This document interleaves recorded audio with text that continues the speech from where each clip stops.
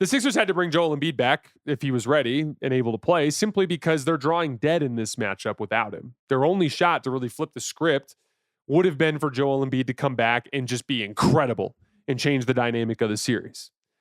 But it came with two potential downsides. One, it could disrupt the rhythm of their offense. Like, you bring back a high usage player, you play a different style. You play a different style. Some guys who were playing well could start to struggle. Like, Maxey straight up didn't touch the ball for the first several minutes of the game while they tried to force feed Joel Embiid. And we had some random Paul George reps mixed in there. And so when Embiid checked out and they tried to suddenly establish Maxey, at that point, Jordan Walsh checked into the game. And Jordan Walsh has been Boston's best defender on Maxey in this series. Maxey's looked very comfortable against Derek White. Didn't get a chance to build his rhythm against Derek White. Instead had to go at that Jordan Walsh look on the bench and really struggled to get some shots off early in the game. It affected his rhythm. Like, there's no doubt that Joel Embiid playing in this game gave you less Tyrese Maxey. Now, again, hey guys, sorry to interrupt. If you've made it this far, it would mean a lot to us if you would just hit that subscribe button really quick.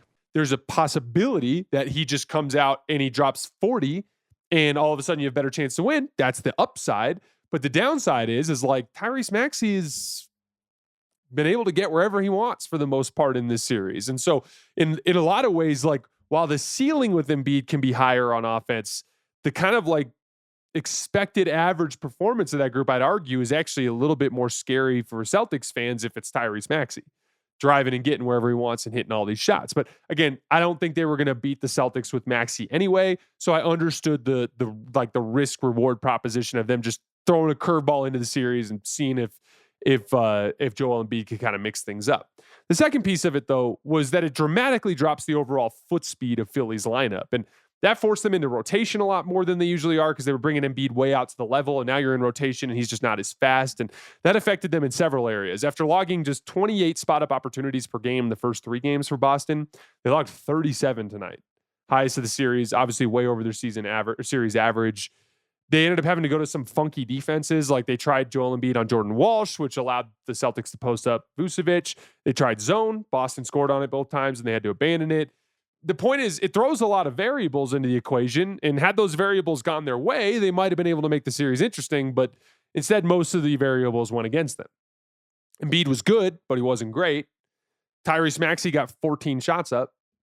The Celtics got 20 unguarded catch-and-shoot threes, which was the most they've logged in the entire series.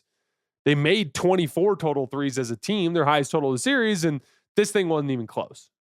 And the Jays didn't even play well at first. Like, they both got going later in the game. Like, Tatum is shooting the ball extremely well right now, which should be super encouraging for any Celtics fans. 5 more threes tonight.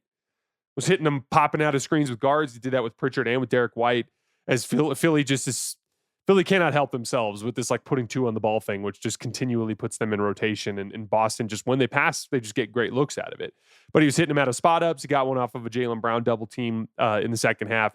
Was hitting him off the dribble, hit a big one off of the right wing in the second half. Playing a lot of bully ball tonight. Like, he seemed to really like the matchup with Paul George and Kelly Oubre, where he just felt like he could power through them. And so he was attacking in the post a lot in this game. I just can't say enough about how great Jayson Tatum looks physically. And, like, he's sneaky having one of, like, the better efficient playoff runs of his career right now. And if you're a Celtics fan, you just got to be thrilled with how Jayson Tatum looks. But this was a destruction. 10 different Celtics hit a 3. Payton Pritchard was amazing. There's this thing where he just doesn't miss threes at the end of quarters is insane.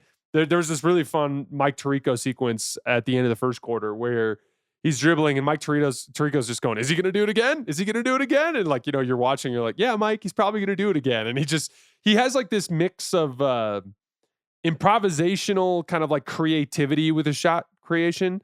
And there's a skill element where he just can make shots from different angles and from different release points.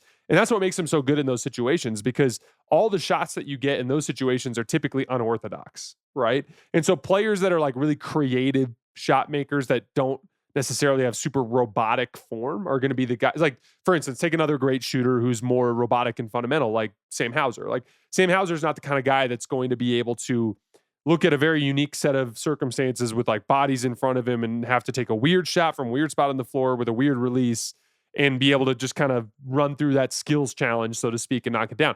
That's right up Payton Pritchard's alley. And Joe Mazzulla's just empowered him in that role, and he just continues to hit shots. And those are huge momentum shots.